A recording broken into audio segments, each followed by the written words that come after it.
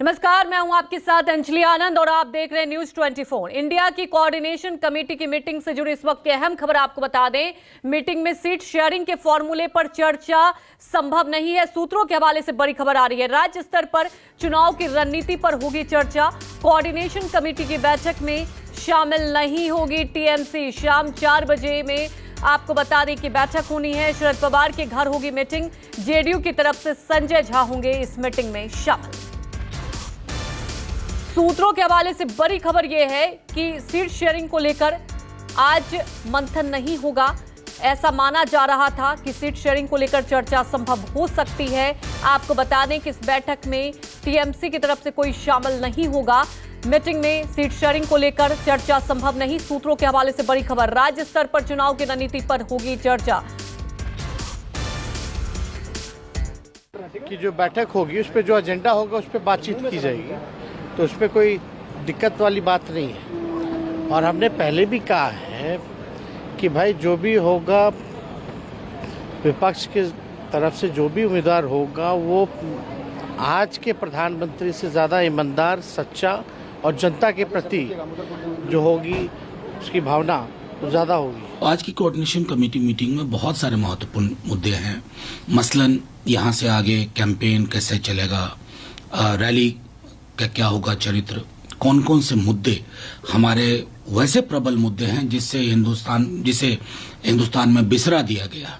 तो India alliance की पूरी कोशिश होगी कि जो लोकोन्मुख मुद्दे हैं उनकी एक फहरिस्त हो, उसके आधार पर चर्चा के बाद अलग अलग राज्यों में उसको लेके संदेश को लेके जाया जाए।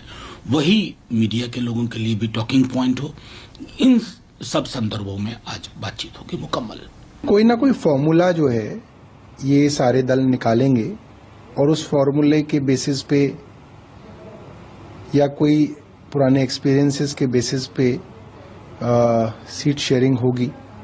कौन सी सरकार, कौन सी पार्टी चला रही है, किस राज्य में चला रही है, इनका कुछ ना कुछ जो है कोई ऑब्जेक्टिव तरीका निकलेगा और उसके हिसाब से आगे बढ़ेंगे। और अरविंद केजरीवाल जी ने कहा है कि उनका ध्येय जो है किसी भी तरीके की सत्ता का ध्येय नहीं है। सबसे पहले देश को अपने को बचाना है, अपने संविधान को बचाना है, इस देश में प्रजातंत्र को बचाना है। शरद पवार साहब के घर में ये मीटिंग होगी। जो एजेंडा हमने तय किया है इंडिया की मुंबई के बैठक में, उसके ऊपर चर्चा होगी, अमल बजावनी होगी, अमल होगा। हम सब लोग वहाँ आ रहे हैं एक्सेप्ट तृणमूल कांग्रेस। अभिषेक बैनर्जी तृणमूल के नेता इस कमेटी के सदस्य हैं।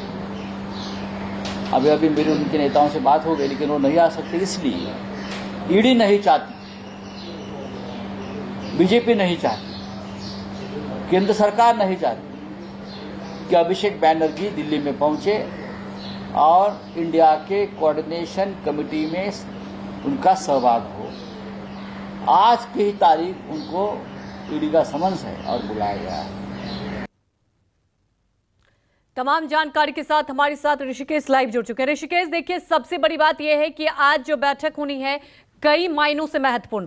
हालांकि खबर तो ये आ रही कि सीट शेयरिंग को लेकर चर्चा आज संभव नहीं है, लेकिन आप ये भी देख रहे हैं कि सियासत भी शुरू हो चुकी है, क्योंकि टीएमसी की तरफ से कोई शामिल नहीं हो रहा है। वहां पर पूछताछ हो रही है ईडी की तरफ से।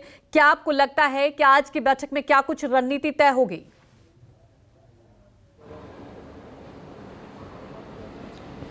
देखिए, आप ऐसा नहीं कह सकते कि आज की बैठक में सीट शेयरिंग का एजेंडा नहीं है। हाँ, ये जरूर है कि जो सीट शेयरिंग का जो स्वरूप है वो बदला हुआ है। आज की बैठक में जितने भी राजनीतिक दल जो कोऑर्डिनेशन कमेटी में है, आम आदमी पार्टी से राघव चड्ढा होंगे, जेडीयू से संजय झा होंगे, ललन सिंह की जगह पर यहाँ पे वो हैं। और बार बार जेडीयू की तरफ से और नीतीश कुमार से जब कई दौर की मुलाकात हुई तो उसमें कहा गया था कि पहले आप अपने जो एलाइज है, जो स्टेट के एलाइज हैं, उनके साथ आप पहले होमवर्क कर आएँ कि आपके पास कौन कौन की सीटों पर आप लड़ेंगे, कौन कौन सी सीटों पर आपके सहयोगी लड़ेंगे, कौन सी ऐसी सीटें हैं जहां पे पेच फंसा हुआ है और कहां पे समस्या आ सकती है। उन सभी होमवर्क के बाद फिर अगले बैठक में उसे शीर्ष नेतृत्व के साथ या बड़े नेताओं की मौजूदगी में उस पर सॉल्व करने की बात शुरू हो जाएगी। तो आज जो बैठक होगी उसमें इस बात को लेकर चर्चा होगी। देखिए दिल्ली और पंजाब को लेकर कहा जा रहा है कि आम आदमी पार्टी और कांग्रेस में तालमेल नहीं होगा, दोनों की स्थानीय यूनिट एक दूसरे के खिलाफ है। लेकिन जो सूत्र जानकारी दे रहे हैं उसके मुताबिक आज की बैठक में सहमति बनेगी कि अगर आम आदमी पार्टी पंजाब में लड़ना चाहती है तो सबसे ज़्यादा जो नंबर 1 सीट है उनके पास प्रायोरिटी वाली, वो कितनी सीटें हैं, दिल्ली में वो कितनी सीटों पर आ गए हैं, कितना उनका स्ट्रॉन्ग होल्ड है। कांग्रेस भी अपने तरीके से होमवर्क कर रही है। तो एक तो फार्मूला ये है। दूसरा, जहां पे कांग्रेस एलाइज नहीं है, जैसे बिहार का फार्मूला है, बिहार में नीतीश कुमार ने स्पष्ट कर दिया कि उन्होंने लगभग फार्मूला सेट कर दिया, और अगर बिहार में वो 7 दलों का फार्मूला सेट कर सकते हैं तो अन्य दलों के साथ भी जो बाकी राज्य के दल हैं वो भी अपने आसपास की चीज़ों को सेट कर सकते हैं।